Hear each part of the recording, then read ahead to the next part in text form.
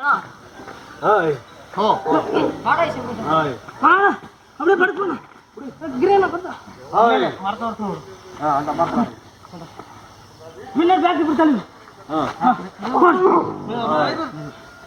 Hi சரி கம்ம hi நீ விடு சரி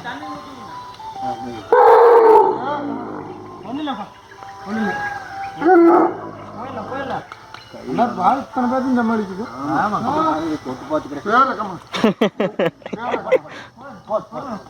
நம்ம தோட்டத்துல வாதே கம்முடு பேரா போயில இஞ்சி உனக்கு கொண்டு போகணும். பாடு போயில